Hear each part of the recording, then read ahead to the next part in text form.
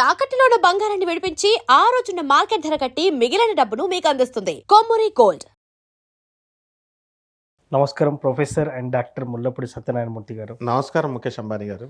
ధూమావతి జయంతి అయితే రాబోతుంది.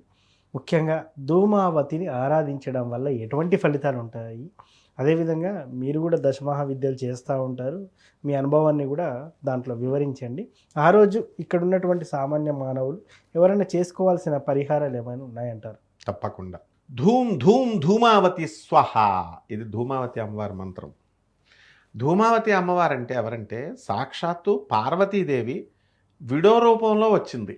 ఎవరైనా విడో రూపం వస్తుందా? ఎవరికైనా భర్త చనిపోతే వస్తుంది. శివుడికి మరణమే లేదు, అలాంటిది పార్వతీదేవి విధవ ఎలాగైంది? అది విచిత్రం.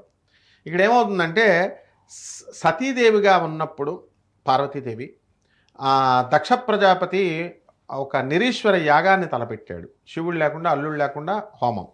అప్పుడు నేను వెళ్ళకూడదు అని చెప్పేసి శివుడు చెప్తున్నాడు. సతీదేవి ఏంటంటే మా నాన్నే కదా, పిలవక్కర్లేదంటే పిలవని పేరంటానికి వెళ్ళకూడదమ్మా, తండ్రి అయినా సరే అని చెప్పి శివుడు చెప్తున్నాడు. వినడంలా. అందుకని సతీదేవి ఏం చేస్తుందంటే ఈ తలుపు దగ్గరికి వెళ్తుంది. తూర్పు వైపు తిరుగుద్ది. శివుడు తూర్పు వైపు ఉంటే అమ్మో ఇక్కడికి వచ్చేసిందని చెప్పేసి మళ్ళీ శివుడు పడమరకు వస్తాడు, మళ్ళీ పడమరకు వస్తుంది. అలా ఈ దశమహావిద్యల అవతారాలు వచ్చినాయి.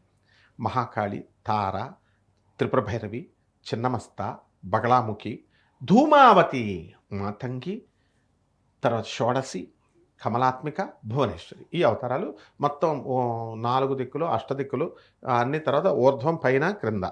అందులో ఒక అవతారమే ధూమావతి. అయితే చాలామందికి తెలియని, పండితులకే తెలియదు. పండితులకు భయం కూడా పూజ చేయడం ధూమావతిని. ఎందువలన అంటే వాళ్ళకి ఒకే స్ట్రైట్ క్వశ్చన్ వేస్తున్నాను నేను వాళ్ళందరినీ. మామూలుగా ఈ యొక్క విధవలను కుంకుమ పెట్టుకోవద్దు అంటారు కదా వీళ్ళంతా కూడా, మామూలుగా మానవుల్ని. మరి ఈ ధూమావతి అమ్మవారు పార్వతీదేవి యొక్క విడో రూపం. ఆ విడో రూపానికి పసుపు కుంకాలు వేయాలో లేదో కూడా తెలియదు వీళ్ళకి. మరి మామూలు మానవ స్త్రీని నువ్వు కుంకుమ పసుపు వాడొద్దు అంటున్నావు. సాక్షాత్ పార్వతీదేవి విడో రూపంలో ఉంది, ధూమావతి రూపంలో. నువ్వు పసుపు కుంకుమ వేస్తావు వేవా? తెలియక చాలామంది ఇదవుతారు. అందువల్లనే ప్రజలకు కూడా క్లారిటీ ఇవ్వాలి. మనం భక్తులకి ఒక దశమహావిద్యల ఉపాసకుడిగా మనం ఇవ్వాలి. నెక్స్ట్, శివుడు అసలు ఎందుకు విధవైపోయింది సతీదేవి అంటే, పార్వతీదేవి శివుడు పాపం చాలా మంచోళ్ళు. భోజనాలు పెట్టారు, డిన్నర్ ఏర్పాటు చేశారు. ఏర్పాటు చేస్తే అందరూ వచ్చారు. అలాగే పార్వతీదేవికి ఒక అలవాటు ఉంది. ఆమె ఏం చేస్తుందంటే శివుడు మిగిలిపోయిన తర్వాత అన్నం ప్లేట్లో అది తీసుకొని తను తింటుంది. తనకు అపారమైనటువంటి విశ్వాసం తన భర్త శివుడు ఉంచుతాడని.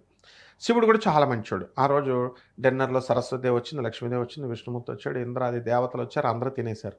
తినేసిన తర్వాత శివుడు ఏం చేస్తాడు, పార్వతీదేవికి తీసి పెడదామని చెప్పేసి కొంచెం పక్కకు పెట్టబోతే విష్ణుమూర్తి ఏమంటాడు, వద్దు ఈరోజు నేను చెప్పినట్టు విను, నువ్వు మొత్తం తినేసాయి అంటాడు. అరే నా పెళ్ళం పస్తూ ఉంటుందిరా భయ్ అని చెప్తాడు శివుడు. అయినా సరే నువ్వు తినేసేయి ఇది ఒక అంటాడు. శివుడు పాపం అడగడు. ఒక అవతారం ప్రయోజనం జరగబోతోంది. ఇప్పుడు ఒక అవతారం రాబోతోంది మానవాళ్ళని ఉద్ధరించడానికి. ఒక ధూమావతి అమ్మవారు అవతరించబోతోంది. అందుకని విష్ణుమూర్తికి తెలుసు ఆ రహస్యం, శివుడికి తెలుసు. శివుడు తినొద్దంటే సరే ప్రజల కోసం కదా అని చెప్పి శివుడు మొత్తం అన్నం అంతా తినేస్తాడు. తినేస్తే పాపం సతీదేవి అందరినీ పంపించేసిన తర్వాత విష్ణుమూర్తి వెళ్ళిపోయాడు, లక్ష్మీదేవి వెళ్ళిపోయారు, అందరూ వెళ్ళిపోయారు. అన్నం తిందామని పాపం శివుడు ప్లేట్ చూస్తే శివుడు మొత్తం ఖాళీ చేసేసాడు, కడిగి పెట్టేశాడు ప్లేట్. అక్కడ భోజనం లేదు. మరి నాకు ఎలాగో ఇప్పుడు అన్నం మీరు అందరూ తినేశారు అని చెప్పి చాలా ఆకలేస్తుంది అని చెప్పేసి కోపం వస్తుంది. ఎందుకు కోపం వచ్చిందంటే అన్నం తినేసినందుకు కాదు, తన భర్త తన మాట జవదాటని వాడు. శివుడు హెన్పెక్కడు, భార్య విధేయుడు ఎప్పుడు కూడా. అటువంటి వాడు నువ్వు కూడా తినేసావా, నన్ను వదిలేసి అని కోపం వచ్చి ఆకలి ఎక్కువ వేసి శివుడు మింగిపడేసింది. మింగేసిన తర్వాత అప్పుడు ఆ అమ్మవారికి అర్థమైంది, భర్త లేకపోతే ఇద్దరు. ముఖేష్ వాల్యూ ఎప్పుడు తెలుస్తుంది? మమ్మల్ని ఇంటర్వ్యూకి పిలవనప్పుడు తెలుస్తుంది ముఖేష్ వాల్యూ.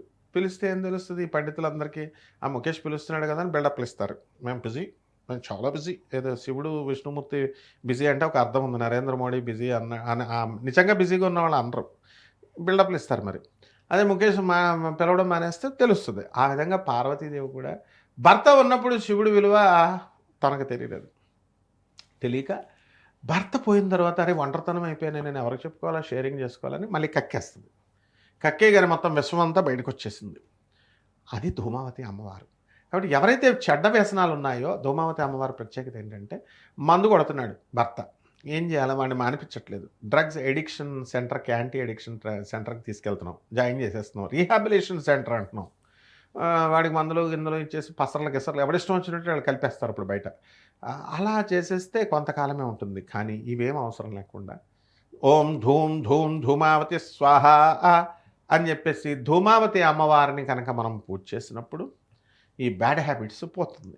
అలాగే సిగరెట్లు తాగుతున్నాడు భర్త, వక్కపొడులు నవలేస్తున్నాడు, ఖైనీ ప్యాకెట్లు నవలేస్తున్నాడు, అన్నీ బ్యాడ్ హ్యాబిట్సే. లంచాలు తీసేసుకుంటున్నాడు ఇంకో భర్త, వేరే అమ్మాయిలకి సైట్ కొట్టేస్తున్నాడు ఇంకో భర్త.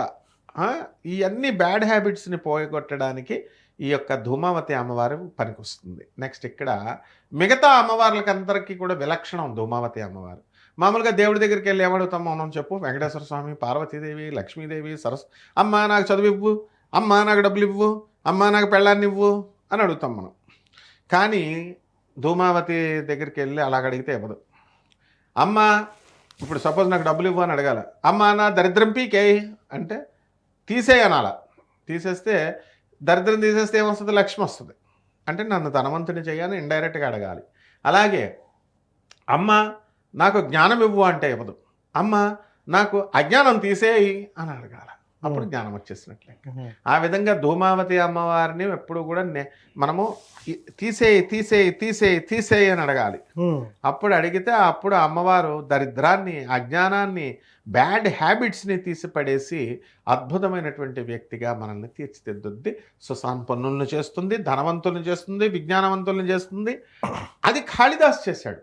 ఓకే, కాళిదాస్ ఏమని అడిగాడు, ఎంత తెలివైన వాడు. ఈరోజు కూడా మనం అభిజ్ఞాన శాకుంతల కాళిదాస్ రచనలు అన్నీ, కాళిదాస్ మహాకవి అని ఎందుకు మనం అనుకుంటామంటే, కాళిదాస్ ఏమన్నాడు, తెనాలి రామలింగుడు, కాళిదాసు వీళ్ళందరినీ గమనిస్తే నువ్వు ఉన్నది పోయి లేని ఉన్నది పోమంటున్నాడు, ఉన్నది అజ్ఞానం వాడికి, ఉన్నది పోయి కొత్త విద్యలు అంటాడు.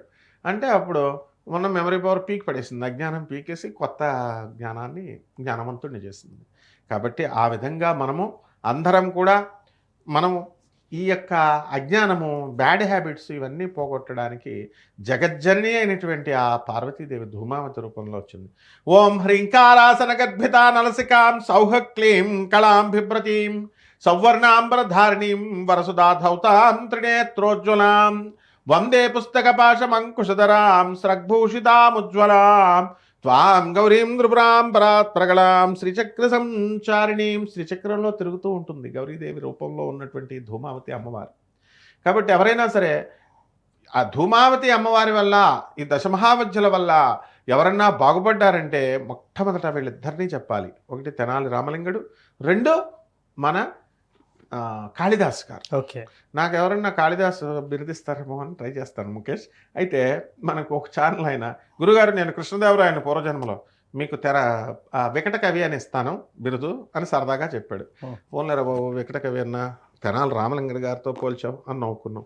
అంత గొప్పది నాయన మన ధూమావతి అమ్మవారు. సో ముఖ్యంగా ఎలా ఆరాధించాలని చాలా చక్కగా చెప్పారు. ఆరాధించేటప్పుడు కూడా తీసేయి అని చెప్పాలని కూడా మెన్షన్. నైవేద్యాలు ఇవన్నీ మామూలు వాళ్ళ డౌట్స్ ఉంటాయి కదా, ఏమన్నా పిండి వంటలు ఉండాలేమో ఇవన్నీ, అవేమి ఉండవమ్మా. మామూలుగా అమ్మవారికి చక్కగా ఒక 41 రోజుల దీక్ష.